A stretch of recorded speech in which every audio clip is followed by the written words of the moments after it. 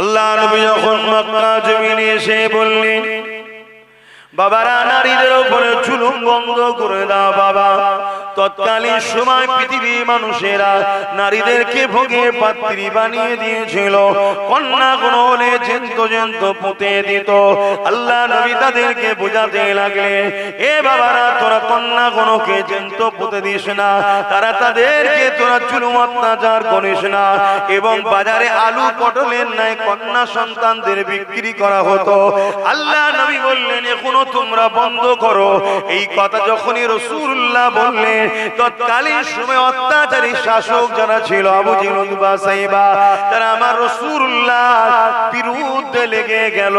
আমার নবী পাক তাদের বিরোধী দেখে কোনো ভয় না পেয়ে রাসূলুল্লাহ এই জমিনে অন্যায়কে মিটাবার জন্য, ন্যায়কে প্রতিষ্ঠিত করার জন্য আল্লাহ নবী দ্বীনের মেসেজ চালিয়েছে না বন্ধ করে দিয়েছে?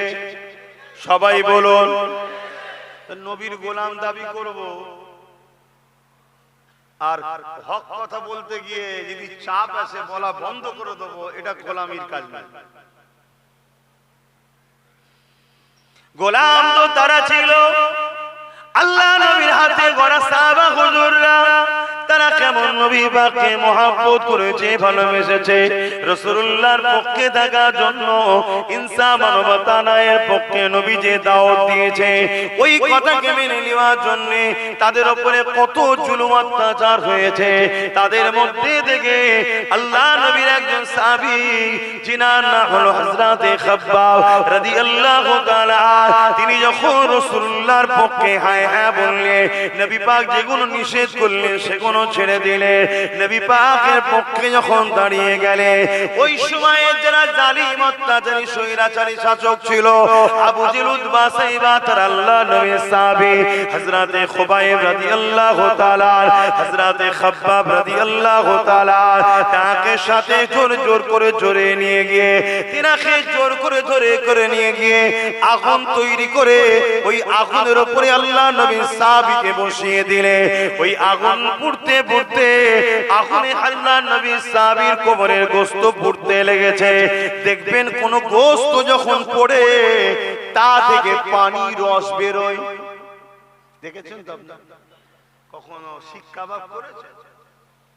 দেখবেন চুলোর উপরে যখন দেয় এই আগুন লেগে ও থেকে টপ টপ করে একটা রস পড়ে। আল্লাহ নবীর সাহাবী জ্যান্ত মানুষটাকে নিয়ে যে ধরে আগুনে বসিয়ে দিয়েছে। তোমরা এই সামান্য জুলুম চমকানো দেখি ঘাবড়ে যাও, তাহলে আগামী দিন যখন এরকম জুলুম আসবে ঈমান বাঁচাবে কি করে? পাপ তো তখন বাড়ে যখন ন্যায়ের পক্ষে কথা বলার লোক থাকে না। অন্ধকার ততক্ষণ থাকে যতক্ষণ না আলো জ্বালাবার লোক থাকে। আলো জ্বালালে আর অন্ধকার থাকে? তাহলে জুলুম ততক্ষণ থাকে যতক্ষণ জুলুমের বিরুদ্ধে কথা বলার লোক থাকে না। জুলুম যেমন সমাজে অন্যায়, আর ওই জুলুম প্রতিষ্ঠিত হয় যে সমাজে, ওই সমাজে যারা চুপ থাকে তাদেরকেও কিয়ামতের দিন আল্লাহ বুবা শয়তান করে তুলবে। ভাবতে পারছেন কত ভয়ানক বিষয়? তাহলে দুনিয়ায় মার খাবার ভয়ে যদি আব্বাস সিদ্দিকী কথা বলা বন্ধ করে, তাহলে আখিরাতে মার খেতে হবে। আর আখিরাতে শাস্তি বেশি না দুনিয়ার শাস্তি বেশি? আরে ওখানে তো মরবে, মরণ হবে, শাস্তি হবে, মরণ হবে না। এখানে সর্বোচ্চ শাস্তি হতে হতে মরণ হয়ে যাবে। তো মরতে তো একদিন না একদিন হবেই। বাবেরা, নওজওয়ানেরা, তরুণেরা মন দিয়ে শোনেন, আল্লাহ নবীর সাহাবী হযরতে খুবাইব, হযরতে খাব্বাব রাদিয়াল্লাহু তাআলা, তিনাকে যখন আগুনের উপরে বসিয়ে দেয়া হলো, ওই আগুন হযরতে খাব্বাব হুজুরের কোমরের গোশতকে পোড়াতে লেগেছে। ওই কোমরের গোশত থেকে পানি নাই টপ টপ করে পানি নাই রস হতে লেগেছে। আগুনটা কিছুক্ষণ পরে বন্ধ হয়ে গেল। আবার জালিমরা আল্লাহ নবীর সাহাবীকে নামিয়ে আবার আগুন ধরালো, আবার তাতে নিয়ে গিয়ে বসিয়ে দিল। ভাবো ভাবো ভাবো কি জুলুম হয়েছে। তোমার আমার উপরে কিছুই তো হয়নি, আর তোমার আমার উপরে করছে কারা? যাদেরকে তুমি আমি তো সহযোগিতা করে ক্ষমতায় আনি, তারাই তো করে নাকি? আমাদের কাঁধে ভর করে উপরে ওঠে আর আমাদেরকেই জুলুম করে। কি আমার কথাটা কি ভুল হয়ে গেল? তাহলে হ্যাঁ কি না কিছু বলুন। এই জন্যই তো রাসূলুল্লাহর হাদিস মানতে হয়। এজন্য রাসূল বলল দুনিয়ায় যতদিন বাঁচবে তোমরা কুরাইশের নেতৃত্ব মানবে। রাসূল কেন বলেছে? কিন্তু আজ আমরা কি করছি? এই নওজোয়ান তরুণেরা, আল্লাহ নবী সাহাবী আরাম করে যন্ত্রণায় ছটফট করছে, কিন্তু হাত পা বেঁধে দিয়ে সাহাবী হুজুরকে আগুনের উপরে বসিয়ে রেখে দিয়েছে। আবার আগুন নিভিয়ে যায়, আবার নাবায়, আবার কাঠ দিয়ে আগুন তৈরি করে, আবার সাহাবী হুজুরকে বসিয়ে দেয়।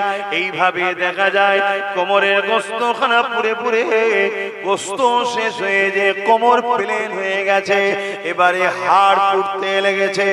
এই অবস্থাতে এ যুবকেরা, তরুণেরা, বাপেরা এত কষ্ট সহ্য করেছে, তথাপিও রাসূলুল্লাহ সাহাবারা আল্লাহ নবীকে ছেড়ে দেয়নি। আরো জোরে বলুন সুবহান।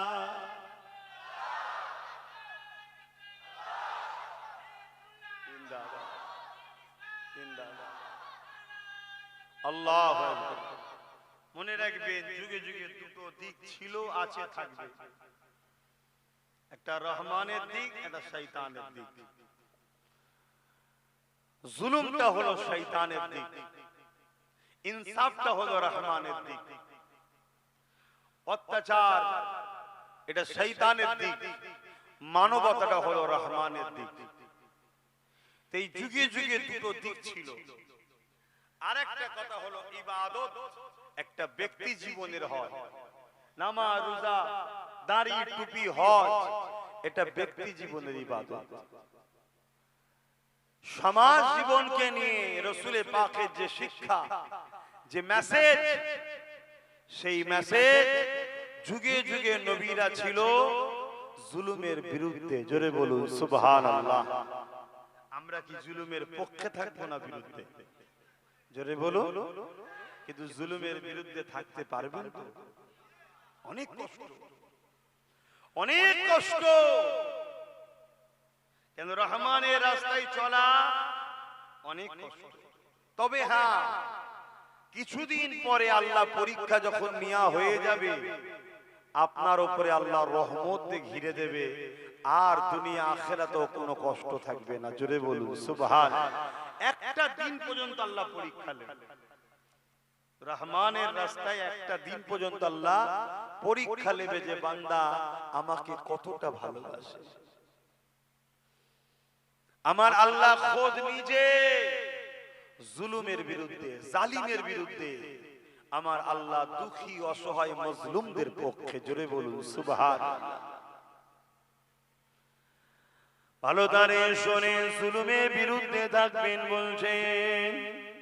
জুলুমের বিরুদ্ধে থাকা এটা নবী আলাইহিস সালামদের সুন্নতের নেকি হবে।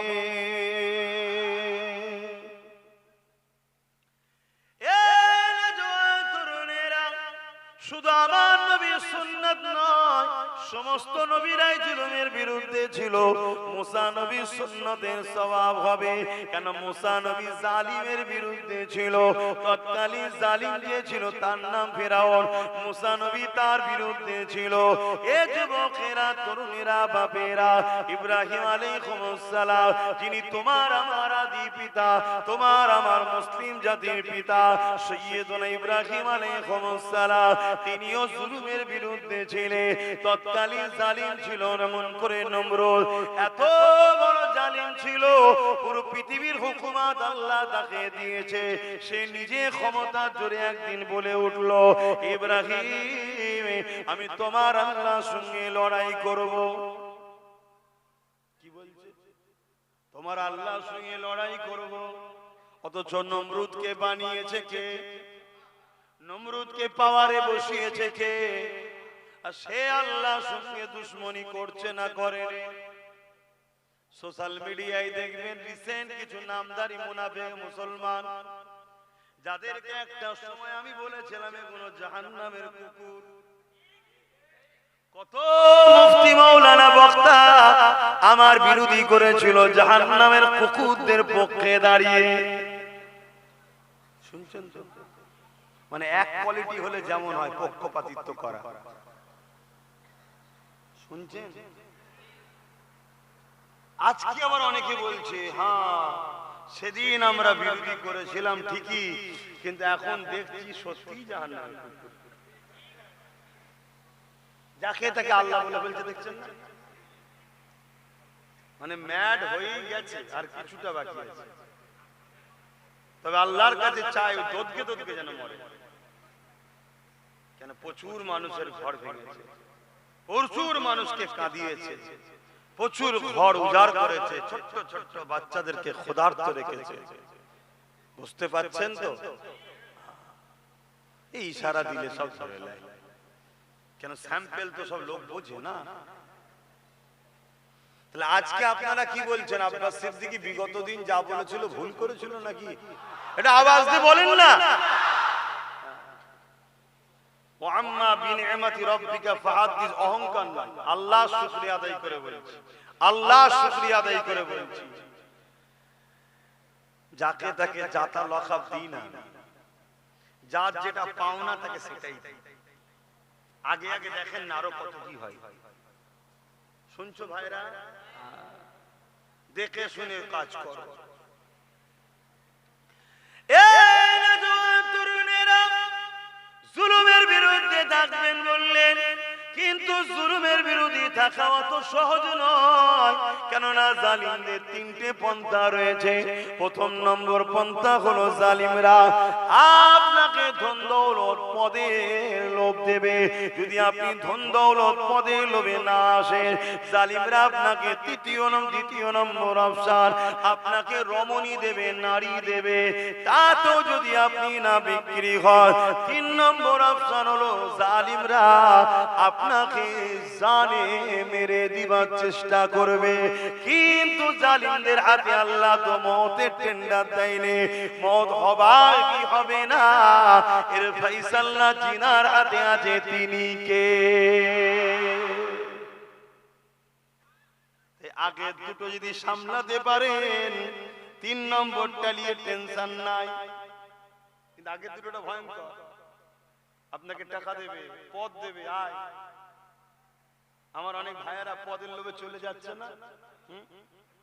এই এলাকার একটা ছেলে চলে গেল, খবর পেয়েছি। ওর কপাল ফাটা। আল্লাহর জাত পাকের কসম করে বলছি, যদি বেঁচে থাকি, তোমরাও যদি বেঁচে থাকো, ওর কুকুরের দশা হবে। দেখে নিও, তুমি মিলে দেখে নিও। আমরা জুলুম করবো না, আল্লাহর পক্ষ থেকে ধ্বংস হয়ে যাবে। কেন তুই এত বড় গাদ্দারি করলি যে মসজিদ মাদ্রাসার দুশমনদের সাথে চলে গেলি? না, লোভ, টাকা, পদ। আমি বললে বেশি কিছু বলবো না। আমি এতটুকু বলবো, ইসলাম গাদ্দারকে মাফ করতে মানা করেছে। ওর মাফ নাই, ওর বিচার আল্লাহ করবে। আপনাদের অসুবিধা হচ্ছে? কেন লড়াই জমি জায়গা নিয়ে, চাকরি বাকরি নিয়ে আর নেই। এখন লড়াই ওয়াকফ নিয়ে শুরু হয়েছে, ওয়াকফ নিয়ে। এখন লড়াই এখানে তুমি আমি থাকবো কিনা, এই অস্তিত্বের লড়াই। কথা বুঝে আসছে? এখানে আর গাদ্দারদের মাপ নাই। চাকরি দেয়নি, জমি নিয়েছে, চলো দুনিয়ার ব্যাপার, দুনিয়ার ব্যাপার, তবুও চলো মাফ করে দেয়া যায়। কিন্তু আজকে যারা আমার মসজিদ, মাদ্রাসা, কবরস্থান, ঈদগাহ, খানকাকে মিটাতে চাইছে, আজকে যারা আমার কওমকে টার্গেট করে করে তাদের নাগরিকত্ব করে লিবার প্ল্যান করছে, সেই দল, সেই গাদ্দারদের সঙ্গে যারা সাথ দেবে, তাদের মাপ আছে মনে হয়? বলো না, আমার কথাই তোমরা কষ্ট পেচ্ছ? তাহলে একটু হ্যাঁ কি না খুলে বলো, মাপ করার জায়গা আছে। আল্লাহ ওর বিচার করবে। কথা বুঝে আসছে? সম্মানে তো লোক তোকে চোর, ডাকাত, খুনি বলে চিনতো। একটু পরিবর্তন যেই হয়েছিলি, আমার সহবতে এসে লোক একটু সম্মান দিত। কি বলছি নাকি? জাগা ফেরা নওজওয়ানেরা, আল্লাহ পাক রব্বুল আলামিন তোমাকে আমাকে পরীক্ষা নেবে। জুলুমের বিরুদ্ধে থাকবে বলছো, কিন্তু জালিমরা তোমাকে আমাকে ধন দৌলতের লোভ দেবে, জালিমরা তোমাকে আমাকে এমন করে পদের লোভ দেবে, জালিমরা তোমাকে আমাকে মেরে ফেলার হুমকি দেবে, জালিমরা তোমাকে আমাকে নানা রকম চক্রান্ত করে খরিদ করার চেষ্টা করবে। যেমন আব্বাজান ইব্রাহিম আলাইহিস সালামকে জালিম নমরুদ বলেছিল, এই ইব্রাহিম কেন তুমি আমার বিরোধী করো? আমি পুরো পৃথিবীর রাজা, তুমি একটা অংশ নিয়ে নাও, ওখানে রাজত্ব করো, আনন্দ ফুর্তিতে কাটাও, নারী থেকে শুরু করে যা খুশি তুমি পেয়ে যাবে। আব্বাজান ইব্রাহিম সাল্লাম কি উত্তর দিয়েছিল? এই জালিম নমরুদ শুনে রেখে দে, এই কুল কায়নাতের মালিক যিনি, সেই আল্লাহর আমি দাস, নিজেকে গর্ব করি, আমি আল্লাহর দাস, এটাই আমার সবথেকে বড় গর্ব। তোকে আল্লাহ রাজত্ব দিয়েছে পরীক্ষা নিবার জন্য, তুই কিন্তু রাজত্ব পেয়ে আল্লাহর বিরুদ্ধে চলে গেলি, আল্লাহর সঙ্গে যুদ্ধ করবি বলছিস। তো যাক, ইব্রাহিম সাল্লামকে কত পরীক্ষা লিয়া হয়েছে, কখনো সন্তানের পরীক্ষা, কখনো ধন দৌলতের পরীক্ষা, শত শেষে আব্বাজান ইব্রাহিম আলাইহিস সালামকে নমরুদ বিশাল আগুন তৈরি করে ওই আগুনে ফেলে পরীক্ষা নিচ্ছে না। আব্বা কি আগুনের ভয়ে ইব্রাহিম সাল্লাম কি নমরুদের দিকে চলে গেছিল?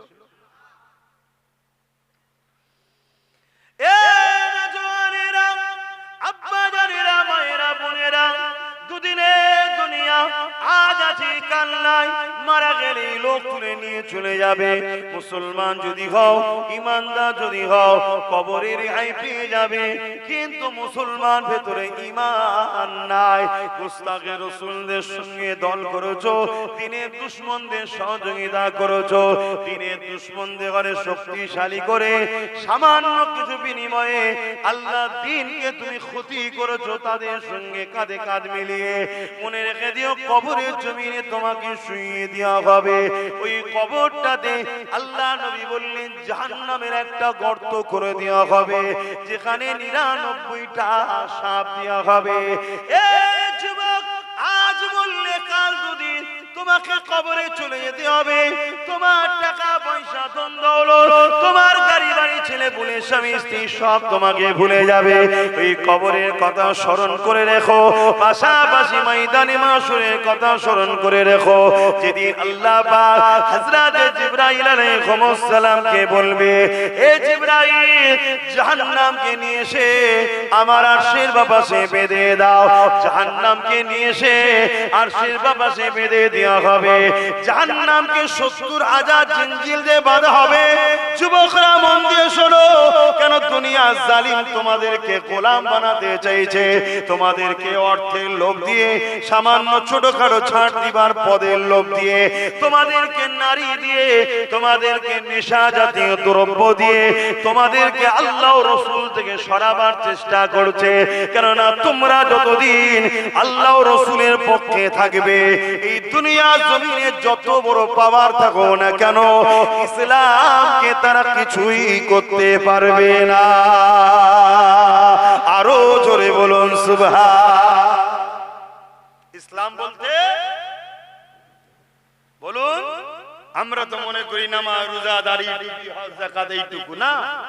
ইসলাম বলতে গুণ যেমন আছে, ইসলাম বলতে মানবতা, ইসলাম বলতে ঐক্য, ইসলাম বলতে প্রেম, ইসলাম বলতে মনুষ্যত্ব, ইসলাম বলতে খোদার্থ মানুষকে খানা খাওয়াবার নাম ইসলাম। জোরে বলুন সুবহানাল্লাহ। অন্নহীনকে অন্ন দিবা, বস্ত্রহীনকে বস্ত্র দিয়া, জুলুমকে খতম করে আমান প্রতিষ্ঠিত করার নাম হলো ইসলাম। জোরে বলুন সুবহানাল্লাহ। হাতটা খেয়ে আরেকটু শোনো, হিন্দু, দলিত, আদিবাসী, শিখ, পাঞ্জাবি যেই হোক, মানুষ কোন বিপদে পড়লে যে ধর্মেরই হোক, তার পাশে দাঁড়িয়ে তার বিপদ মুক্ত করার নাম ইসলাম। জোরে বলুন সুবহানাল্লাহ। আর একটু শোনো, দেশকে ভালোবাসার নাম ইসলাম। জোরে বলুন সুবহানাল্লাহ। আজ তো আমাদেরকে সব ট্রেনিং দেওয়া হয়নি, এজন্য আমরা শুধু মনে করি ইসলাম মানে মসজিদ তৈরি করো, মাছ তৈরি করো, দাঁড়িয়ে রাখো, নামাজ পড়ো, রোজা রাখো, হজ করো, বাস ইসলাম শেষ। না, এগুলো ইসলাম। এটা ব্যক্তি জীবনের ইসলাম। আমি মসজিদ বানালে আমার লাভ, আমি রোজা রাখলে আমার লাভ, আমি হজ করলে আমার লাভ, আমি নামাজ পড়লে আমার লাভ। সমাজের কিছু লাভ আছে? কথা বলেন।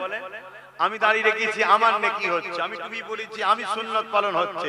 কিন্তু আমার দাড়ি টুপিতে সমাজের কি উপকার আছে বলুন? কিন্তু এই সমাজকে যদি চোর মুক্ত করা যায়, বলুন, কথা বলবেন তো? এই সমাজকে যদি নেশা মুক্ত করা যায়, এই সমাজের 100টা যদি ক্রাইম হয়, 80টা মদের কারণে ক্রাইম হচ্ছে। 100টা যদি অ্যাক্সিডেন্ট হয়, 80টা মদের কারণে হচ্ছে। 100টা যদি পরিবার ডিভোর্স হয়, 80টা মদের কারণে। এই নেশাকে মুক্ত করার নাম ইসলাম। জোরে বলুন সুবহানাল্লাহ। তাহলে আপনি যদি ইসলামের অনুসারী হন, তাহলে যারা নেশাকে প্রমোট করে তাদের সঙ্গে দল করতে পারবেন। এই কথা কিছু বুঝতে পারছেন? কিন্তু কেউ যদি এসে বলে এটা তো গণতান্ত্রিক দেশ, ধর্ম নিরপেক্ষ দেশ, সবার দেশ, সবার দেশ তো কি হয়েছে? আমার দেশের সংবিধান বলছে নেশার বিরুদ্ধে। তাহলে আমার দেশের সংবিধান নেশার, আর আমার ইসলাম নেশার বিরুদ্ধে। আজকে যদি এই সমাজ থেকে রেপকে বন্ধ করা যায়, যারা রেপ করবে তাদের চরম শাস্তি দেওয়া হবে। একটা দুটো রেপিস্টকে যদি শাস্তি দেওয়ার মতো দেওয়া হয়, তাহলে সমাজে রেপিস্টদের জুলুম করা বন্ধ হবে না? হবে না? তাহলে আমার দেশ রেপের পক্ষে না বিরুদ্ধে? আমার দেশ রেপের বিরুদ্ধে না পক্ষে? আমার দেশের সংবিধান রেপ করতে বলেছে না নিষেধ করেছে? আর আমার ইসলাম কত মিলছে তো। তাহলে আমি যদি ইসলামের পক্ষে থাকি, এদেশে আমার চলতে অসুবিধা আছে? আর কোনটা বলুন যেটা আমার সংবিধানে আছে আর ইসলামের বিরোধী? বলুন। আপনারা তো জানেন না, খবরও রাখেন না। এই তো সমস্যা। যাক, আমি যে কথা বলছিলাম, জুলুমের বিরুদ্ধে থাকবেন বলছেন, ন্যায়ের পক্ষে থাকবেন বলছেন। আল্লাহ নবী সাইয়্যিদুনা ইব্রাহিম আলাইহিস সালাম জুলুমের বিরুদ্ধে ছিলেন, ন্যায়ের পক্ষে ছিলেন। তাই নমরুদ তিনাকে আগুন তৈরি করে ওই আগুনে নিক্ষেপ করার জন্য একটা চরকি তৈরি করেছে। ওই চরকির উপরে তিনাকে তুলেছে, ধরে সোজা ঘুরিয়ে ছুঁড়ে ফেলবে। কারণ আগুনটা এত বড় হয়েছে, একটা বিরাট গ্রামের মতো এলাকা নিয়ে আগুন। এই আগুনের তাপেতে কাছে কেউ যেতে পারছে না, তা ফেলবে কি করে? এই জন্য দূর থেকে ছুঁড়ে যাতে ফেলে দেওয়া যায়। এই যুবকেরা এত গরম আগুন হয়েছিল, এত তাপ আগুন হয়েছিল, এত বিকট আগুন, বিরাট আগুন হয়েছিল। আগুনের ওপর দিয়ে কোনো পাখি উড়ে যেতে পারছিল না, তাদের ডানা ঝলসে গিয়ে তারা পড়ে যেত। এইরকম একটা ভয়ানক পরিস্থিতিতে হযরত ইব্রাহিম আলাইহিস সালাম কে যখন চরকিতে তুলে দিয়েছে, এবারে ঘুরিয়ে ফেলে দেওয়া হবে, ঠিক এমন সময় নমরুদ আবার এসে বলতে লেগেছে, ইব্রাহিম শেষবার তোমাকে বলছি, তুমি আমার বিরোধী করো না, আমার পক্ষে চলে আসো। তোমার কোন এলাকা লাগবে বলো, ওই এলাকা তোমায় দিয়ে দিচ্ছি, নিয়ে নাও। শুনছেন? তাহলে আমাদের আব্বা ইব্রাহিম সাল্লামকে তৎকালীন জালিম নেতারা লোভ দিয়েছে না দেয়নি? আজকে যারা নমরুদের অনুসারী আছে, তারা ইব্রাহিম নবীর বাচ্চাদেরকে লোভ দেবে না? দেবে। কিন্তু যে লোভে বিক্রি হয়ে যাবে, সে কি আর বাপের পক্ষে থাকলো?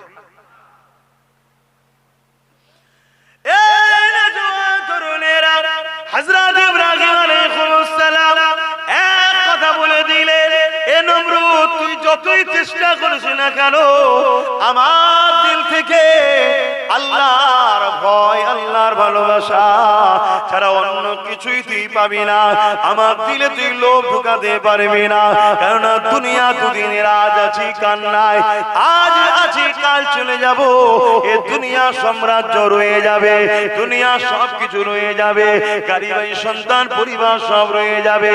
এই নমরুদ, তুই যতই চেষ্টা না করি, আমি ইব্রাহিমকে কখনো তুই তোর তাবেদারি করতে পারবি না। তোর পক্ষে নিজে যেতে পারবি না। তবে ইব্রাহিম তোকে দাওয়াত দেয়, শুনে রেখে দে, তোকে আল্লাহ রাজত্ব দিয়েছে, তুই সেই মহান স্রষ্টাকে মেনে নে। তিনি জুলুমের বিরুদ্ধে তুই জুলুম করিস না, তিনি ইনসাফের পক্ষে তুই ইনসাফ কর, তিনি মানবতার পক্ষে তুই মানবতা কর দেখা। তিনি গরিবদেরকে ভালোবাসে, তুইও গরিবদেরকে ভালোবাস, তুই মানুষের অধিকার দে, শান্তি প্রতিষ্ঠিত কর। এইভাবে ইব্রাহিম আলাইহিস সালাম ওই চরকিতে বসে বসে নাই সত্যের কথা শোনাতে লেগেছে। এদিকে নমরুদ রেগে গিয়ে হুকুম করে দিল, ইব্রাহিমকে আগুনে ফেলে দাও। চরকি খোঁড়ানো শুরু হয়ে গেছে। আল্লাহ পাক জিবরাইলকে বললেন, যাও জিবরাইল, জলদি করে যাও। জিবরাইল সাল্লাম দুনিয়া জমিনে চলে আসলে চরকিকে ধরে ফেললে, ধরে ফেলে ইব্রাহিম আলাইহিস সালামকে বলতে লেগেছে, ও হযরত ইব্রাহিম আলাইহিস সালাম, আপনি যদি বলেন আমি এই নমরুদের হাত থেকে আপনাকে কি কোনো উপকার হিফাজত করতে হবে, আমাকে কি কিছু করতে হবে, কোনো সাহায্য কি আমি করব? আব্বা জান ইব্রাহিম আলাইহিস সালাম এই বিপদের সময় কি বলেছিল শুনে রেখে যান। আব্বা জান ইব্রাহিম আলাইহিস সালাম বলেছিলেন, এ ভাই জিবরাইল, আল্লাহ আমাকে পরীক্ষা নিচ্ছে, এখন আপনি পরীক্ষার সময় আমায় ডিস্টার্ব করবেন না, আপনি চলে যান, চলে যান, আমি আল্লাহকে ভালোবাসি, আমার জন্য আমার আল্লাহই যথেষ্ট। আরো জোরে বলুন সুবহান। আমার আল্লাহ যদি তোমাকে দুবেলা না খাইয়ে পরীক্ষা নেয় যে বান্দা কি করে দেখি, তুমি আল্লাহর খুশির জন্য সুখী থাকতে পারবে না? তুমি কেমন আল্লাহকে ভালোবাসো? আমার আল্লাহ যদি তোমাকে দুনিয়ায় জেলে দিয়ে ইজ্জত বাড়াতে চায়, তুমি কি আল্লাহর খুশির জন্য জেলে যেতে পারবে না? তুমি কেমন ভালোবাসো? দুনিয়ায় কত মানুষ, কত দুনিয়াদার নেতার জন্য জুলুম অত্যাচার করে জেল খাটছে না খাটে? বলুন বলুন। আর তুমি জুলুম অত্যাচার না করে নির্দোষ হওয়ার পরও আল্লাহ পাক তোমাকে পরীক্ষা করছে, দেখি বান্দাকে একটু জেলে দিয়ে দেখি বান্দা আমার উপরে এখনো মজবুত হয়ে থাকে কিনা। তোমাকে তো ভাবা দরকার, আমার আল্লাহ যাতে রাজি, আমি তাতে রাজি। কেন দুনিয়া দুদিনে। ইউসুফ আলাইহিস সালাম জেলে গেছে, জানো না? ইউসুফ নবী কি অন্যায় করেছিল? কথা বল। আম্মা জান জুলাইখা তৎকালীন সময় কি বলে, মিশরের রাজা আজিজ, যাদেরকে আজিজ বলা হতো, এমন করে সে সফরে চলে গেছে আর তার সমস্ত কাজের মানুষকে ছুটি দিয়ে আর ইউসুফ আলাইহিস সালামকে আম্মা জুলাইখা ডেকে পাঠিয়েছে। তখন কিন্তু তিনি এক আল্লাহ মানতেন না, এটাও শুনে রাখেন, কেন এই ওয়াকিয়াটা জানার আগে এটা জানা দরকার।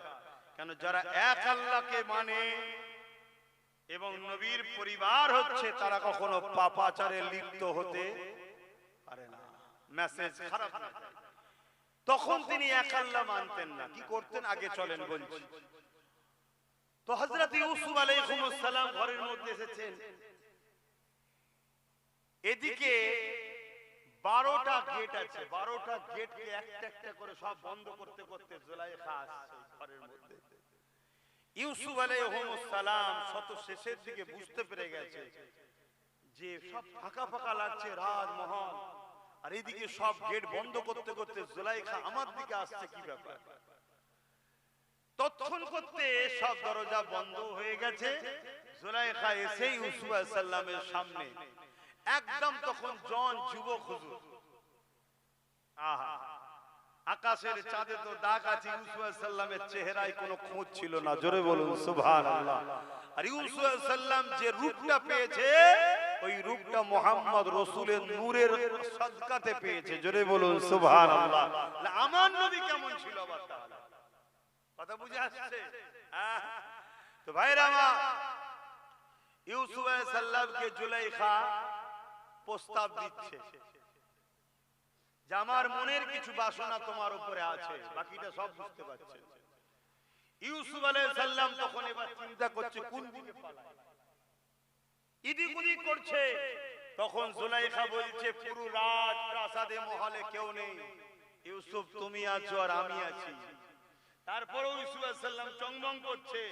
তখন জুলাইখা দুপাট্টা উন্না নিয়ে সে যে প্রভুকে মানতো, তার তৎকালীন যে বিশ্বাস ছিল একটা মূর্তি, তার উপরে চাপা দিয়ে দিল, দিয়ে বলছে চলো আমার খোদা আর দেখতে পাবে না। তখন ইউসুফ সাল্লাম বলেছিলেন, জুলাইখা আমি যে খোদাকে ভয় করি, আমি যে খোদাকে মানি, সেই খোদা অন্তরের খবরও জানে, সেই খোদার কাছে কোনো জিনিস লুকানো যায় না। জোরে বলুন সুবহানাল্লাহ। এই বলে তিনি বিসমিল্লাহ বলে ছুট দিলেন। একটা একটা দরজার গোড়ায় দাঁড়ায়, অটোমেটিক আল্লাহ দরজা খুলতেছে। জোরে বলুন সুবহানাল্লাহ। 12টা দরজা যখন খুলে শেষ পার হবে, আর জুলাইখা আম্মা, এখন তো আমাদের আম্মা জান হয়ে গেছে না, তখন তো ছিল না, কিন্তু এখন আম্মা হয়ে গেছে, সম্মান দিয়ে ডাকতে হবে। হযরতে আম্মা জান জুলাইখা ইউসুফ সাল্লামের জামার পিছনটা ধরে ফেলেছে, আর ইউসুফ সাল্লাম টান দিয়েছে, বেরিয়ে চলে গেছে, কিন্তু জামাটা ছিঁড়ে ইউসুফ জুলাইখা আম্মার হাতে রয়ে গেছে। চারিদিকে খবর হয়ে গেছে, বাদশা বিচার করতে বসেছে। বাদশার দরবারে অনেক মন্ত্রী তন্ত্রী থাকে না, বুদ্ধি দিবার লোক, তো বুদ্ধি দিচ্ছে, যদি ইউসুফের জামা সামনের দিক ছিঁড়া হয় তাহলে দোষী ইউসুফ, আর যদি পিঠের দিকে ছিঁড়া হয় তাহলে জুলাইখা দোষী। জামা নিয়ে দেখা যাচ্ছে পিছন দিকে ছিঁড়া। বলুন সুবহানাল্লাহ। কিন্তু বাদশার তো নাক কাটা যাবে, কে নাক কাটে যাবে, তাই ইচ্ছা করে ইউসুফ সাল্লামকে জেলে দিল। কথা বুঝা যাচ্ছে? দোষ করে গেল না নির্দোষে? তুমি যদি নির্দোষ হওয়ার পরও জেলে যাও, তোমার তো মনে রাখা দরকার আল্লাহ আমার দ্বারা ইউসুফ নবীর সুন্নতের পালনটা করিয়ে নিল। জোরে বলুন সুবহানাল্লাহ। এতে মন খারাপ করার কিছু নেই তো। শুনছেন হ্যাঁ, কি কত নিয়োগ নির্দোষ জেলে যাচ্ছে না, যায়নি? হ্যাঁ, যেমন আমার ভাই নওশাদ ওয়াকাফ আন্দোলন করতে গিয়ে জেলে গেল না, গেল না? এই রাজ্য সরকার জেলে দিয়েছিল। তার আগে 42 দিন জেলে ছিল না, ছিল না? কোর্ট থেকে কি প্রমাণ হলো? নির্দোষ, কোনো কিছু করেনি। ঠিক না বেঠি? হ্যাঁ। আবার এমনও চোর আছে এই সমাজে, কেউ কয়লা চুরি করেছে, কেউ গরু চুরি করেছে, কেউ আবার রেশনের চালও চুরি করেছে। এরকম আছে না? না। কিন্তু পয়সার জোরে, সেটিং এর জোরে বেরিয়ে চলে আসছে। কিন্তু মনে রাখবে, দুটো জেলে যাওয়া কি এক না আলাদা? আজকে দেখছি তো, আমি দেখছি তো আমার ভাইয়ের সাথে যারা আছে সব ছেলেগুলো জেলে যেচ্ছে, বেরোচ্ছে, এত খুশিতে বেরোচ্ছে, মনে হচ্ছে কালকে আবার গেলেও মনে ভালো হয়। ফুলে টুলে মালা দিয়ে হাত দিয়ে সবাই হই হই করছে। হ্যাঁ, ঠিক তো নাকি? হ্যাঁ। কেউ আমার ভাইয়ের সাথীদেরকে বেরোবার পরে কেউ বলেছে চোর? এক কথা বলেন? হ্যাঁ বলেন। এখন নতুন করে একটা কি স্লোগান হচ্ছে বিরক্ত করার জন্য, ঝগড়া করে। দেখছেন আপনারা সোশ্যাল মিডিয়া দেখেন তো নাকি? যাতে বিরক্ত হয়ে রেগে গিয়ে ঝগড়া করে। আরে ও ঝগড়া করার ছেলে নয়, এ কি পেয়ে গেছিস নাকি? ভাইপোর মতো, ভাইপোর মতো পেয়ে গেছিস নাকি? ভাইপোকে কোন এক জায়গায় কি বলেছিল জানো?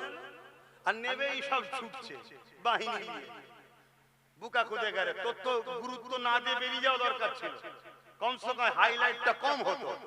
আর বেরিয়ে গিয়ে যখন একটু র্যালি ট্যালি দিয়ে দিলি, রেলা টেলা দিয়ে দিলি, ওইটা আরো হাইলাইট হয়ে গেল। কথা বুঝে আসছো না? না। অতএব সাইডে ও আবার 400 টাকা না কি বলছে, ও মা গেঞ্জি বিক্রি করছে। কি বিক্রি করলি বল? ক টাকা লাভ হলো বলবি তো? আমরাও তো ভাগ লব রে বাবা। তুই একা ইনকাম করবি হবে নাকি? এক জায়গায় বসে আছি, লাভ করবে তুমি একা, হয় ভাগ যোগ করে নিতে হবে। হ্যাঁ, কি করবে? কাজ কারবারও তো করতে হবে, এমনি তো রুজি রোজগারের অবস্থা খুব খারাপ।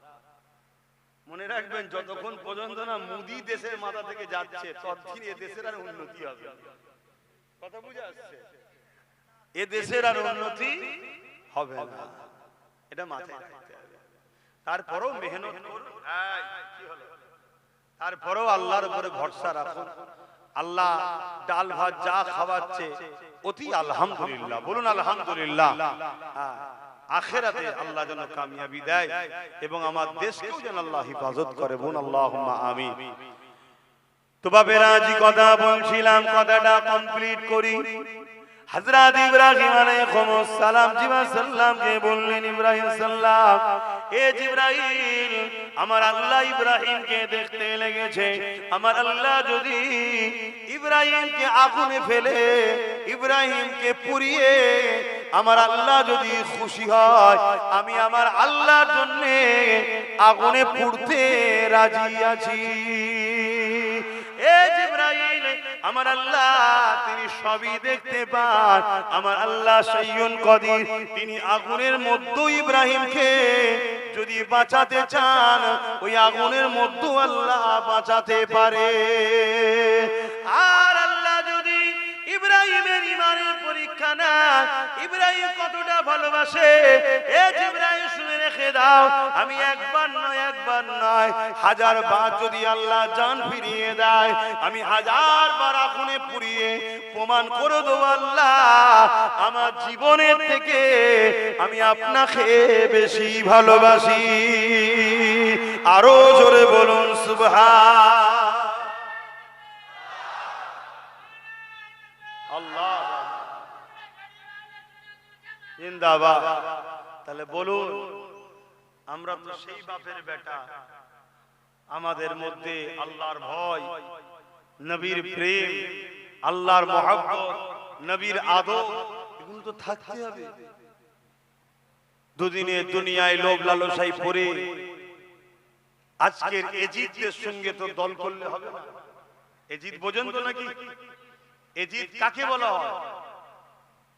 একটা ব্যক্তির নাম ঠিকই, কিন্তু সমাজের বুকে এজিদ বলতে কি বোঝায়?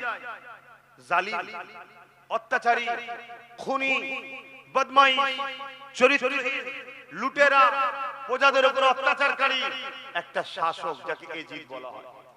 কথা মাথায় ঢুকছে? তাহলে আজকে যদি কেউ এরকম বদমাইশ, অত্যাচারী, লুটেরা, জালিম থাকে, তার সঙ্গে সাথ দিয়া নিজেদের ঘরে হোসাইনি দাবি করলে এর চেয়ে বড় ধোঁকার কি হতে পারে? সেদিনও তো ইমামে হোসাইন পাককে এজিদ বলেছিল, হোসাইন, মক্কা মদিনা আপনি নিয়ে এলেন, শুনছেন তো নাকি? মক্কা মদিনা আপনি নিয়ে এলেন, আপনি মক্কা মদিনা চালান, আমার বিরোধী করেন না, আপনি আমাকে অ্যাকসেপ্ট করেন। আপনি যদি আমাকে মেনে নেন, আপনার ভালোবাসার মানুষগুলো আমাকে মেনে নেবে। আপনি মক্কা মদিনা চালান, আমি কিচ্ছু বলবো না, আপনি আপনার মতো করে চালাবেন, কিন্তু বাকি জায়গায় রাজত্ব আমাকে করতে দেন। হযরতে ইমামে হোসাইন পাক কি বলেছিলেন? যে আমি রাজত্বর লোভে তোমার বিরোধী করছি না। তুমি যদি সভ্য, ভদ্র, নম্র হতে, তুমি যদি ইনসাফ পরায়ণ হতে, ন্যায় পরায়ণ হতে, তাহলে আমি তোমার বিরোধী করতাম না।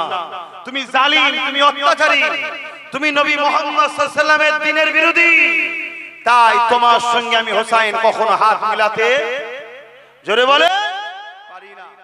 তা আজকেও যদি নবীর দ্বীনের কেউ বিরোধী থাকে, তার সাথে কখনো আমরা হোসাইনিরা হাত মিলাতে পারবো?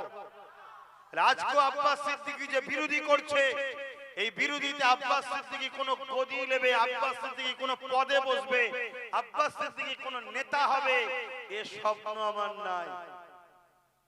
ও আম্মা বিনিআমাতি রাব্বিকা ফাহাদ্দিস, আমার কাছে আমি মনে করি ফুটপাতে পড়ে থাকা নবীর প্রেমিক যদি হয়, অথচ সে গরীব, ফুটপাতে পড়ে আছে কিন্তু নবীর প্রেমিক, ওর সাথে যদি আমেরিকার প্রেসিডেন্টকে কম্পেয়ার করা হয়, আমি মনে করি এই ফুটপাতে পড়ে থাকা গরীব নবীর আশিকটার দাম অনেক বেশি। জোরে বলুন সুবহানাল্লাহ। শুনছেন? এটা আমার আকীদা, এটা আমার বিশ্বাস, এটা আমার মেন্টালিটি, এই সেটিংটাই আমার মধ্যে আছে। কেন দুনিয়া দুদিনে আমেরিকাতে কত রাজা এসেছে, কত মহারাজা চলে গেছে, আর সব গিয়ে জাহান্নামে ভিড় করছে, কিন্তু ফুটপাতে পড়ে থাকা ওই নবীর আশিকটাও যাবে জান্নাতে গিয়ে ভিড় করবে। জোরে বলুন সুবহানাল্লাহ। কথা কিছু বুঝছেন? তা আমার সঙ্গে যদি আপনাদের মতের মিল খায় তাহলে আমার কথা আপনাদের ভালো লাগবে, আর যদি আপনার সঙ্গে আমার মতের মিল না খায় তাহলে আমার কথা আপনার ভালো লাগবে না। আপনার ভালো লাগবে দুর্বল সব ছাড়ো তো, 10 তলা বাড়ি হলে ভালো হয়, ও তাতে লোকে ঝাড়া হোক, এতিমের মারা হোক, ভাই বোনের হক মেরে লিয়া হোক, যা হয় হোক, তাতে মসজিদ বিক্রি করতেই করে দে, মাদ্রাসা বিক্রি হতে করতে দে, যা খুশি করে দিকে যা, তাহলে আমার সঙ্গে আপনার মতের কিন্তু মিল খাবে না। আমি কি বলছি বুঝছেন? তাহলে আপনি আমার বিরুদ্ধেই বলবেন, এটা স্বাভাবিক। কেন? আপনি আখিরাতের বিশ্বাসী নয়, আপনি কবরের বিশ্বাসী নয়, আপনি জান্নাত জাহান্নাম আছে বিশ্বাস করেন না। আর আপনি যদি বিশ্বাস করেন তাহলে আপনার সঙ্গে আমার মতের মিল খাবে। কেন? এটা দুনিয়া পরীক্ষার জায়গা, এখানে আল্লাহ পরীক্ষা নেবে। আল্লাহ ছাড় দিয়েছে বলে মনে করবেন না যে ছেড়ে দিয়েছে আল্লাহ। ইতিহাসকে জানতে হবে। অনেক কষ্ট করার পর তোমাদের এই পশ্চিম বাংলা দেগঙ্গাতে ইসলাম এসেছে। অনেক কষ্ট করার পর মসজিদ এসেছে, মাদ্রাসা এসেছে, দাড়ি টুপি এসেছে। আজকে তুমি মুসলিম দাবি করে মুনাফিক গাদ্দারি করে মসজিদ মাদ্রাসাকে যারা মিটাচ্ছে তাদেরকে শক্তিশালী করবে। তোমার মতো নেমো খারাপ গাদ্দার আর কি হতে পারে? কথা বুঝছেন না? একটা লোক বিগত দিন কারো সঙ্গে মিশেছিল, আজকে আল্লাহ তার কপাল ভালো করেছে, আমি মনে করি তার কপাল ভালো, সে পরিবর্তন হয়ে মসজিদ মাদ্রাসার দুশমনদের ঘরে ছেড়ে ন্যায়ের পক্ষে এসেছে। কথা বুঝে আসছে? আজকে তাকে যদি তুমি গাদ্দার বলো, কোথায় লাগলো? আমটা তোকেই পছন্দ করলো? এতগুলো মাথা পাকা পাকা থাকার পরও ওকে জিজ্ঞেস করো কিছু লাগছে কি?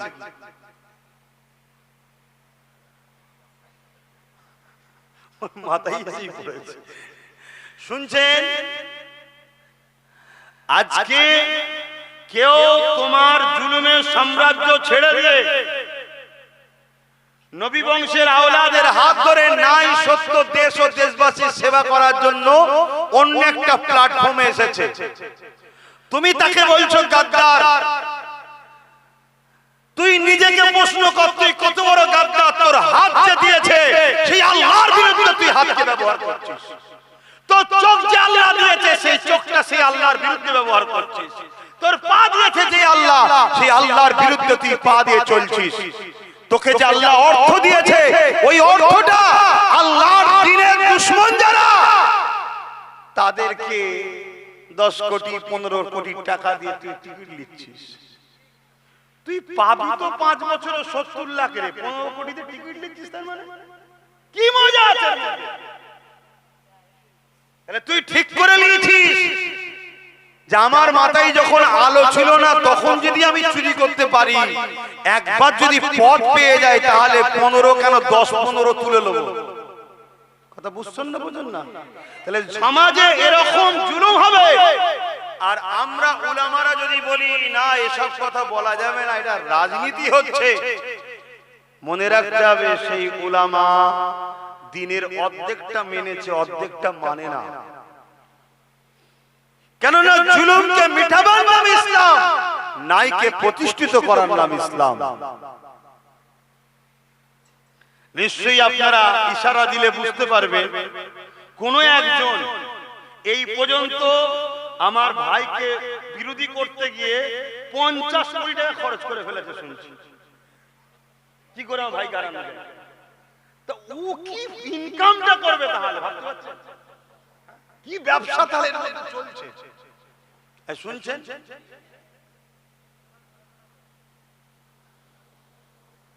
তাহলে এই জায়গায় আমাদের মতো লোক যদি ভালো ভালো লোককে দেখে আস্তে আস্তে নালিয়ে আসে, তাহলে সমাজের মানুষ নিরাপদে থাকবে।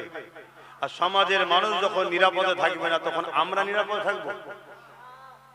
তো এইটা ভাবা কি আমাদের অপরাধ? কিন্তু অপরাধীরা বলবে আমরা অপরাধ, অপরাধীরা ভাবে ভাবুক কি যাক। আপনারা যারা আমাকে ভালোবাসেন আপনারা বলুন আমার কিছু অপরাধ হচ্ছে। আওয়াজটা সবার মুখ দিয়ে শুনতে চাইছি, হয় হ্যাঁ বলুন না নাই বলুন, যেটা বলবেন সত্য বলুন। আমি কিছু অপরাধ করছি?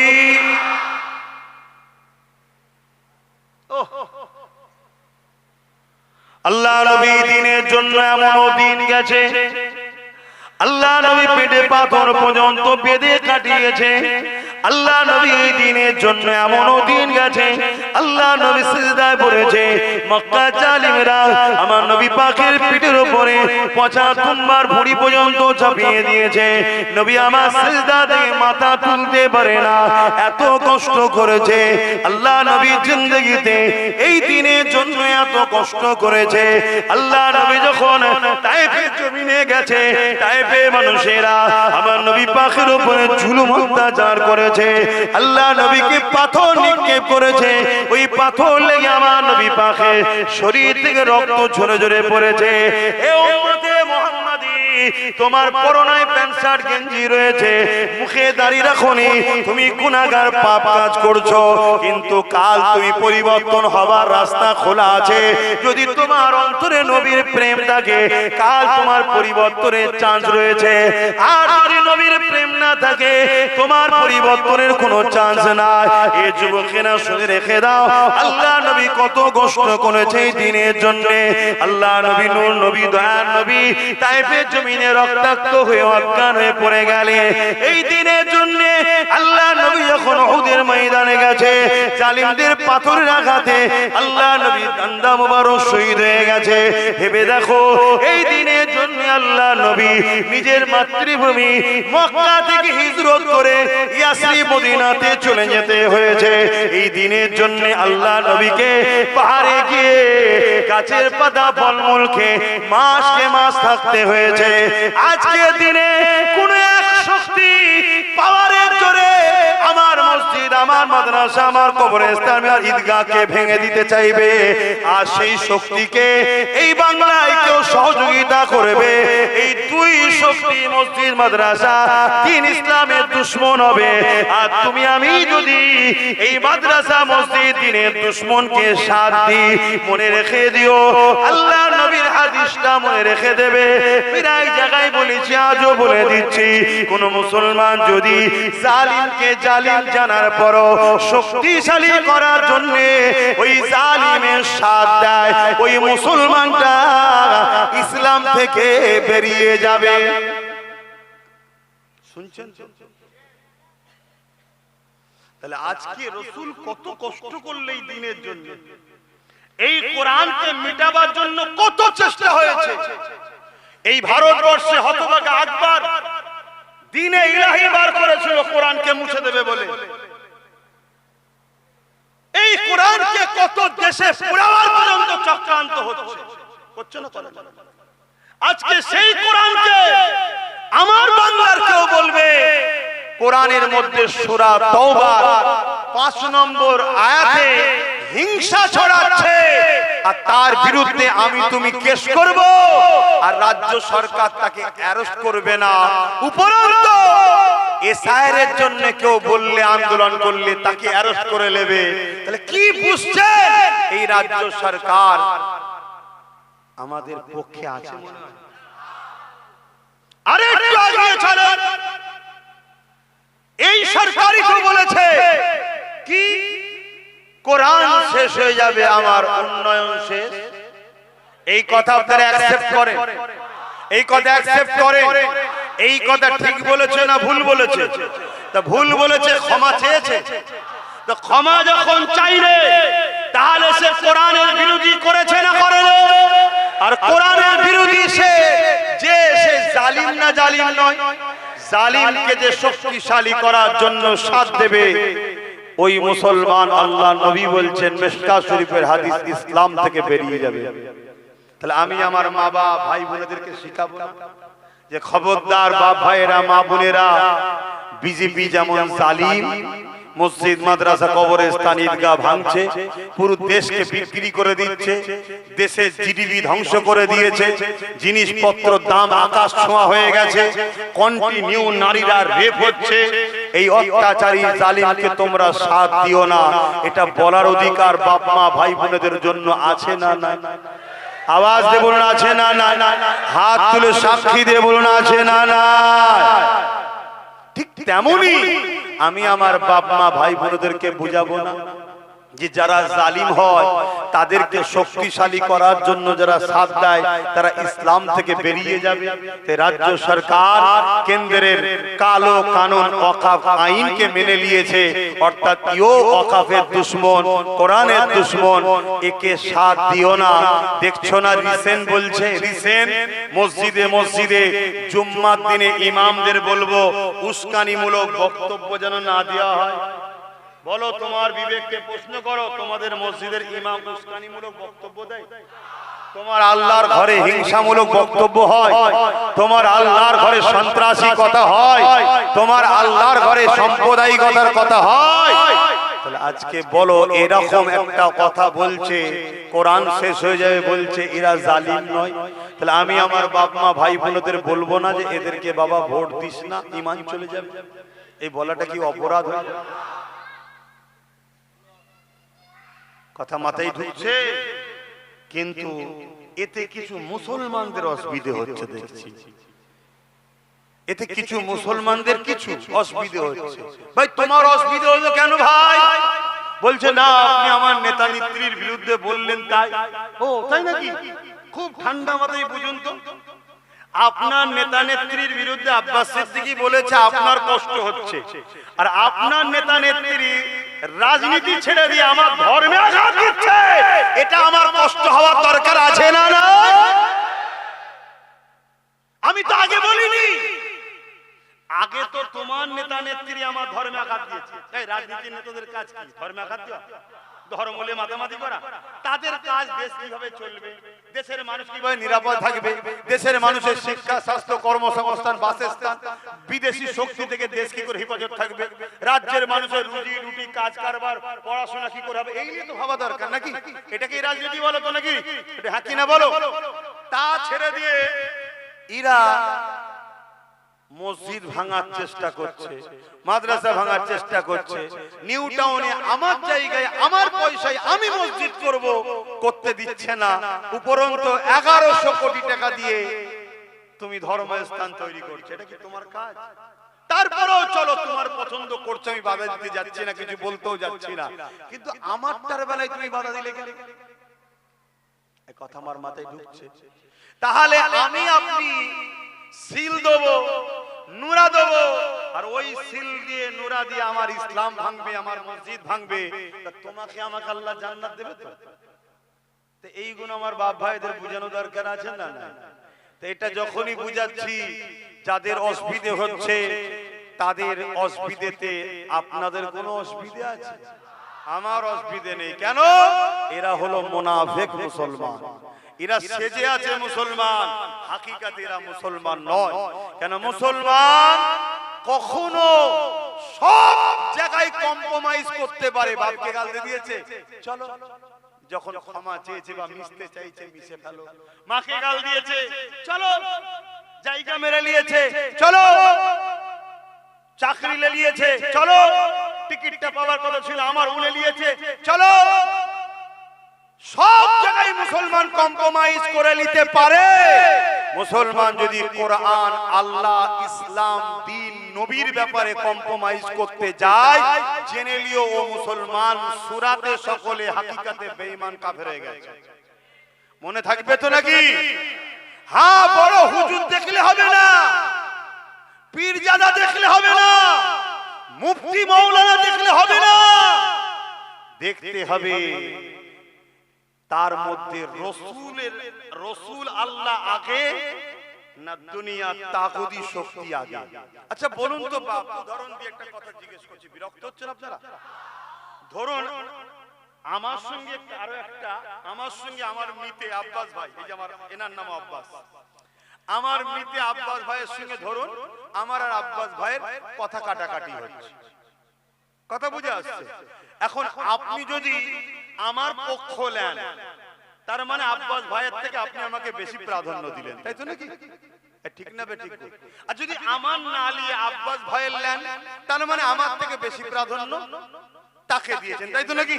তাহলে কেউ যদি বলে আমার কোরআন, আল্লাহর কোরআন শেষ হয়ে যাবে, আমার উন্নয়ন শেষ হবে না, আর এই জায়গায় আপনি যদি তার পক্ষপাতিত্ব লাই, তার মানে আপনি কোরআনের থেকে তাকে বেশি গুরুত্ব দিলেন। আমার কথা বুঝতে পারছেন? ধরুন বাপ আর মা সংসার জীবনে কথা কাটাকাটি হয় না, হয় না? ধরুন কোন কারণে কথা কাটাকাটি হচ্ছে, আর ছেলে বাপের পক্ষ নিল, তার মানে কি মায়ের থেকে ছেলে বাপকে বেশি গুরুত্ব দিয়েছে।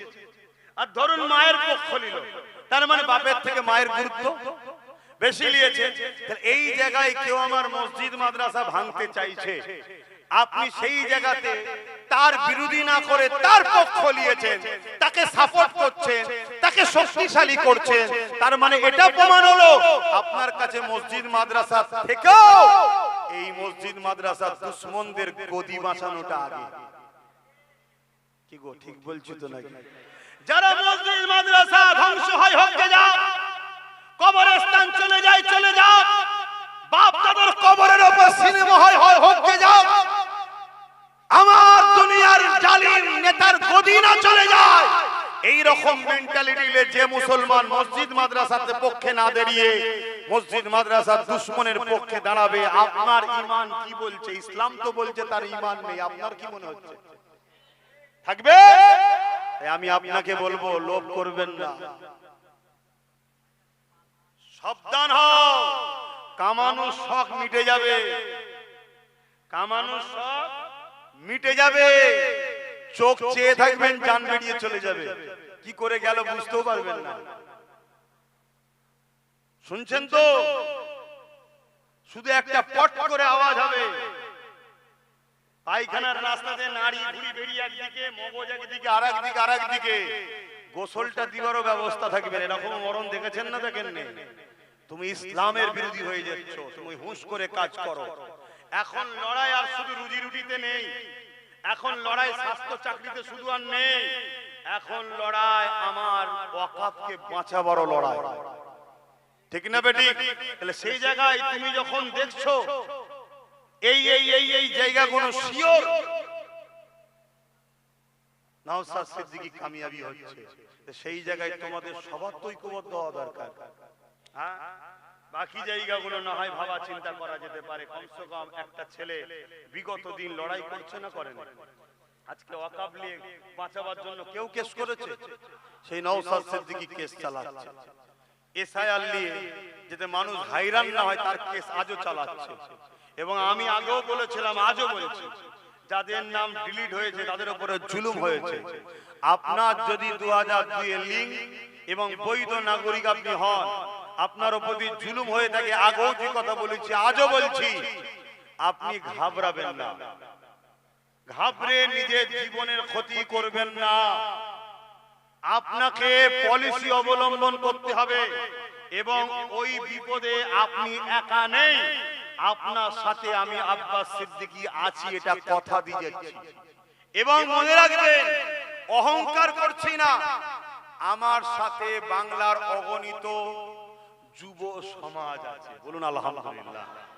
আর যুবক যাদের পক্ষে, ও বাকি সবাই অটোমেটিক তাদের পক্ষে, যুবকটাই সব থেকে ফ্যাক্ট, ঠিক না? ঠিক দেখছেন না মিডিয়াতে বেরোচ্ছে যে আমাদের দিকে সবাই আছে, যুবকরা নেই, অতএব 1500 করে টাকা দেওয়া হচ্ছে, বুঝাও যে গুটকা খাওয়ার জন্য দিচ্ছে। দেখেছেন না? দেখেন, এই হ্যাঁ কে না বলবেন? তাহলে গুটকা খাওয়াবার জন্য 1500 টাকা দিচ্ছে। গুটকা আমাদের জন্য স্বাস্থ্যকর না ক্ষতিকর? তাহলে গভর্নমেন্ট ক্ষতি চাইছে যুব সমাজের, কথা মাথায় ঢুকছে? ভাবো ভাবো, হোক 10,000 টাকা, যদি একটা কর্মসংস্থান হতো, এই যুবক কিন্তু অনেক উপকৃত হতো, ঠিক না বেটি?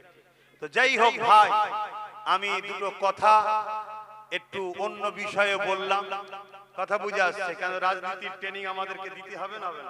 কথা বলেন না? ওই বললাম তো, মসজিদ মাদ্রাসা দুশমনের সঙ্গে সাথে দেবে, 1000 টাকা লিখে ইসলাম থেকে গেল, তো এটা ট্রেনিং দেবো না বাপ ভাইদেরকে? এই জন্য দিলাম। যদি আপনার মনে হয় যে আপনার কথা রেখে দিকে যান, তা রেখে দেন, অসুবিধা নেই। আল্লাহ রসুল বলেছেন ঈমান আছে না নাই আপনি বুঝবেন কি করে? আপনি আপনি আপনি আপনি আপনি যে যার মতো বুঝবেন কি করে আপনার ঈমান আছে না নাই? এই ঈমান দেখা যায়, তা আছে না নাই বুঝবেন কি করে? আল্লাহ রাসূল বলেছেন, কেউ যদি ভুল করে আর তাকে যদি তার ভুলটা কেউ ধরিয়ে দেয় যে ভাই এটা ভুল, তুমি মসজিদ মাদ্রাসার বিরোধী করুনি, ওয়াকাবের দুশমনদের সাথ দিওনি, শুনছেন? এটা শোনার পরে সে যদি অনুতপ্ত হয় যে হ্যাঁ ভাই আমি ভুল করছি, আমি ভুল করে ফেলেছিলাম, এই অনুতপ্ত তার মধ্যে যদি থাকে, জানবেন তার মধ্যে রাসূল বলছেন ঈমান আছে। জোরে বলুন সুবহানাল্লাহ।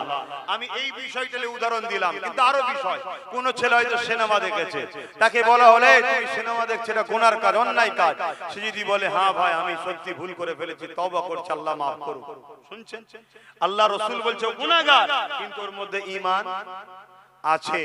দ্বিতীয় রাসূল বললেন, যার মধ্যে তিনটে লক্ষণ নেই, তিনটের মধ্যে কোনো একটা লক্ষণ যার মধ্যে পাওয়া যাবে না, তার মধ্যে ঈমান নেই। নাম্বার 1, অন্যায় দেখলে হাত দিয়ে রুখতে হবে। অন্যায় দেখলে হাত দিয়ে রুখতে হবে। যদি হাত দিয়ে রুখতে না পারো, মুখ দিয়ে প্রতিবাদ করতে হবে। মুখ দিয়ে প্রতিবাদ করার লক্ষণ যদি না পাওয়া যায়, অন্তর থেকে ঘৃণা করে দূরে সরে যেতে হবে। যদি এই লক্ষণটাও না থাকে, তার মধ্যে ঈমান, জোরে বলেন, জোরে বলেন। তাহলে কেউ যদি বলে মাদ্রাসা আর বাচ্চাদেরকে মিড ডে মিল দেবো না, কুকুরের বাচ্চাদের, রাস্তার পথচারী কুকুরের বাচ্চাদেরকে দেবো, এ কি আমার মাদ্রাসার বাচ্চাদের অপমান করলো না? এটা নাই না অন্যায়? এই অন্যায়ের বিরুদ্ধে তোমার যদি অন্তর থেকেও ঘৃণা না থাকে, তা তুমি কিসের ঈমানদার দাবি করছো? কথা মাথায় ঢুকছে? এই গুণ বাপ ভাইদেরকে জানানো হলো। আপনারা কি বসে গিয়ে ফেঁসে গেছিলেন নাকি? কি গো আব্বা জানেরা, বসে গিয়ে ফেঁসে গেলেন নাকি? একটু সাবধানে থাকবেন, আখিরি জামানা। আসুন একটু সালাম করবো, ইয়া নবী সালাম।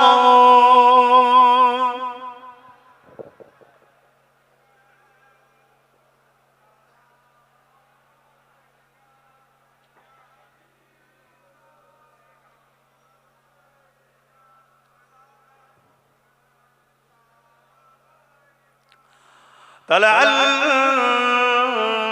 البدر علينا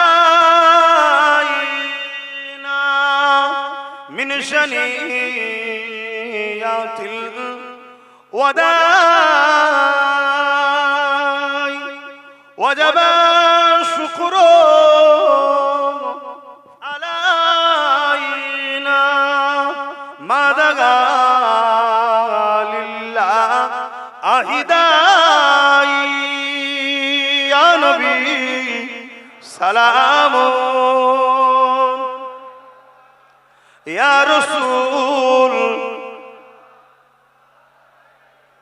ইয়া হাবিব,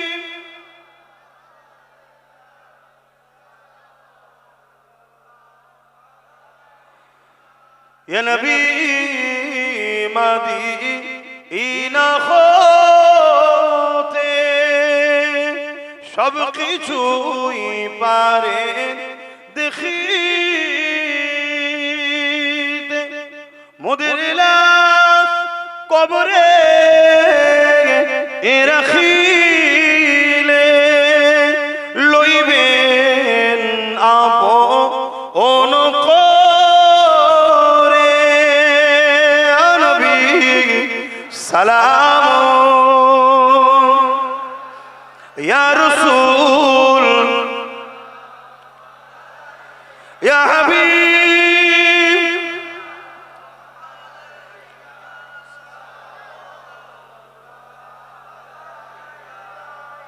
সকলে বসেন। বালাগাল উলা বিকামালিহি কাসাবাত দুজা বিজামালিহি হাসানাত জামিউ কুসালিহি সাল্লু আলাইহি ওয়া আলিহি আল্লাহুম্মা সাল্লি আলা।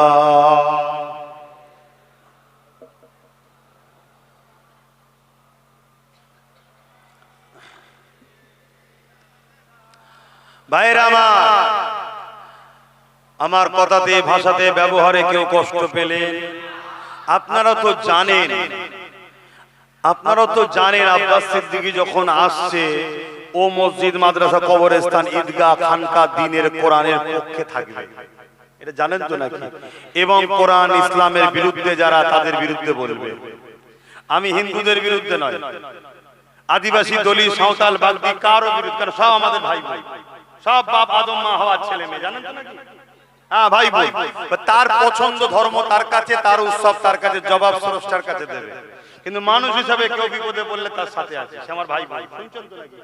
আমি দুশমন হলাম তাদের যারা আমার ইসলামের দুশমন। মানে সে ভুল করছে কি ঠিক করছে জবাব আল্লাহর কাছে দেবে, কিন্তু আমার মানাটার বিরোধী করছো কেন তুমি? কথা কিছু বুঝে আসছে তো নাকি? বুঝতে পারছেন তো নাকি? না বুঝলে তো আবার সমস্যা হবে। তো সেই জায়গায় বাপ, আপনি যখন জেনে শুনে এসেছেন, আমি তো ইসলামের পক্ষেই কথা বলবো, ইসলামের দুশমনদের বিরুদ্ধেই তো বলবো আমি।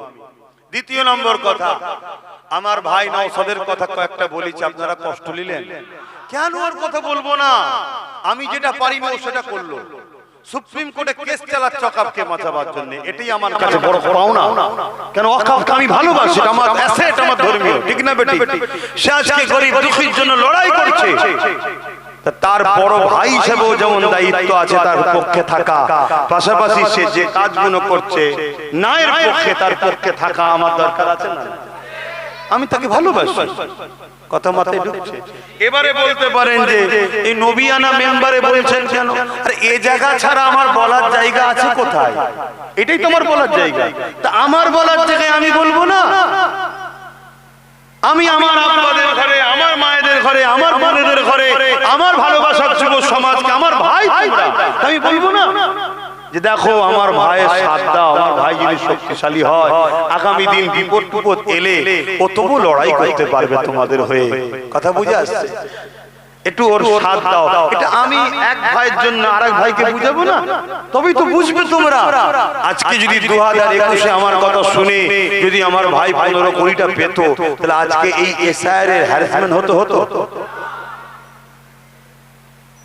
খেয়াল করে দেখো, ভাবো। তাহলে সেই জায়গায় কাল কি বিপদ আসছে তুমি জানো? তাহলে সেই জায়গায় ওসিলা হিসাবে আমি তো রয়েছি, দোয়া করব, আন্দোলন করব, সব ঠিক আছে, কিন্তু আইনে লড়াইয়ের জন্য যদি তার হাত শক্তিশালী হয়, তার সাথে যদি 15 কোটিটা আরো বেশি যদি আল্লাহ দেয়, তাহলে এটা তোমাদের জন্য উপকার হবে না? তাহলে এই জায়গায় এটা তুমি বুঝাবো, এটা আমি বুঝাবো। সেই বুঝানোটা আপনারা কেউ কষ্ট নিলেন?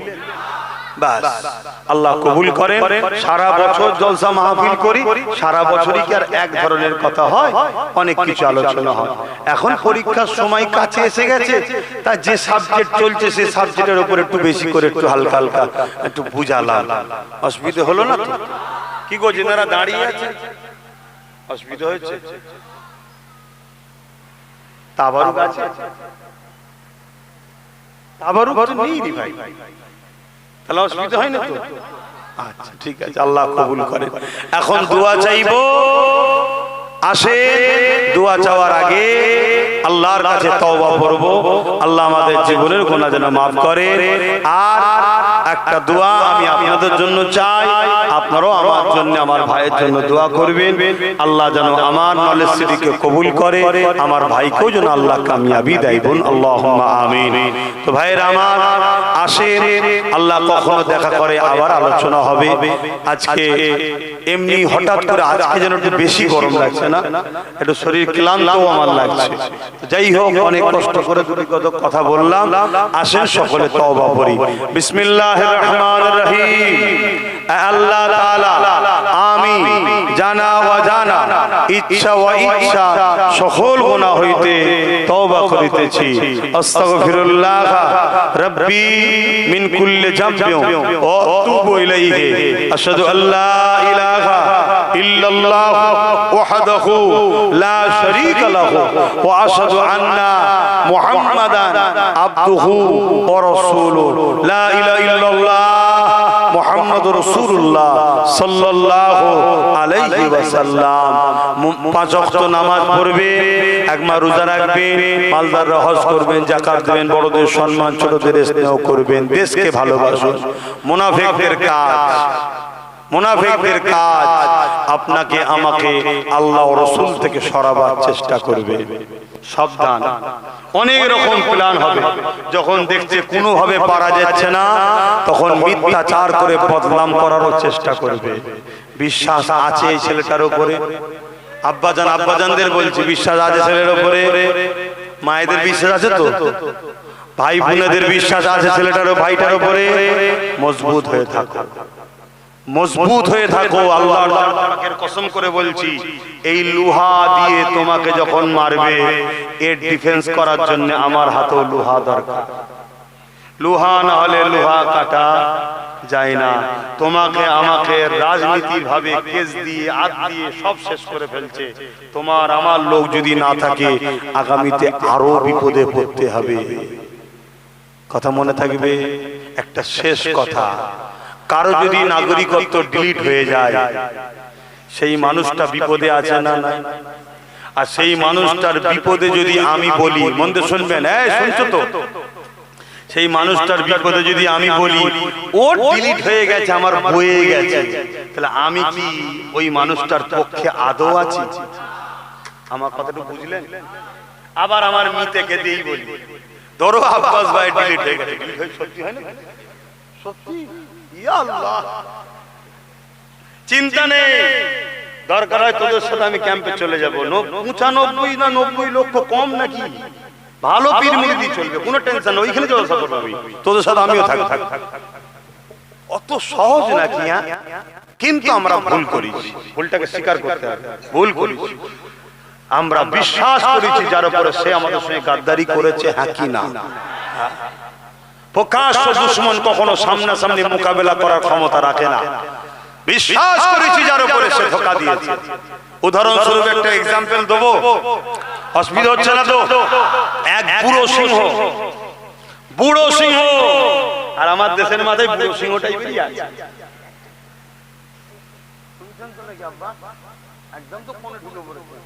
আওয়াজ যাচ্ছে তো? ও তো স্বীকার করতে পারছে না, তা কি করবে?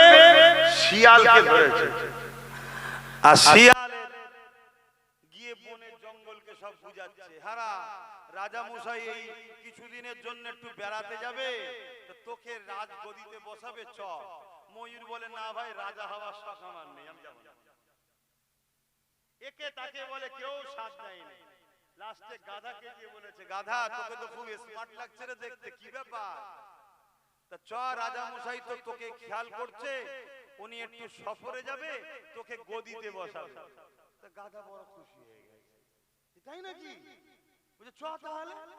তা যাচ্ছে, আর যেই গেছে, আর সিংহ কি করে ধরতে গেছে, তো যেই ধরতে গেছে, গাধা লাফ মেরে ছুটতে গেছে, তো বুড়ো হয়ে গেছে, কান দুটো এখন ছিঁড়ে গেছে, কান দুটো ছিঁড়ে গেছে। তো শিয়াল তখন বলছে, রাজা মশাই আপনি তো কাছে না আসার আগেই ধরে ফেললেন, ও তো পালিয়ে গেল, তো দাঁড়ান আমি বুঝিয়ে দেখি। আবার গিয়ে বলছে, সত্যি তুই গাধা, কান থাকলে মুকুট পড়বি কি করে? এজন্য কান দুটো রাজা মশাই তুলে দিল। বলছে, তাই তো, ঠিকই তো, চলো আবার যাই। আবার গিয়ে যখন হয়েছে, আর ওকে ভালো করে ধরেছে, ধরতে ঠিকভাবে পারেনি, লেজ থেকে ধরেছে, টান মেরেছে, গাধার লেজ ছিঁড়ে চলে গেছে। এবারে শিয়াল এসে বলছে, সত্যি তোকে আর পারলাম না। বলছে, আমার হামলা করছে তো? বলছে, না, তোর যদি লেজ থাকে তো সিংহাসনে বসবি কি করে, এজন্য লেজটাকেও তুলে দিল। তখন গাধা বলছে, ঠিকই বলেছিস তো ভাই, চ তাহলে। শুনছেন? এইবারে গিয়ে যখন হাজির হয়েছে, আর সিংহ ছাড় দেয়? কথা কিছু মাথায় ঢুকছে? তাহলে এইরকম আমাদের ঘরে অনেক বার ঠকিয়েছে, কিন্তু মাফ করবেন, আমরা সেই লোভে পড়ে সব শেষ করে ফেললাম। কিন্তু এখনো সময় আছে, এখনো সময় আছে। তো যাক, এই কথাটুকু বললাম। আমি যে কথা বলছি, বলছে কি বলছে, তোমাদেরকে শুধু একা নাম বাদ গেছে, এরকম কে বলছে না? আমার বিধানসভাতে 40,000 লোকের নাম বাদ গেছে বলে বলছে আমার বয়ে গেছে, মানে 40,000 মরে যাচ্ছে, আমার বয়ে গেছে। তাহলে এর হক কথা ফক করে বেরোলো না? তাহলে মানুষের যে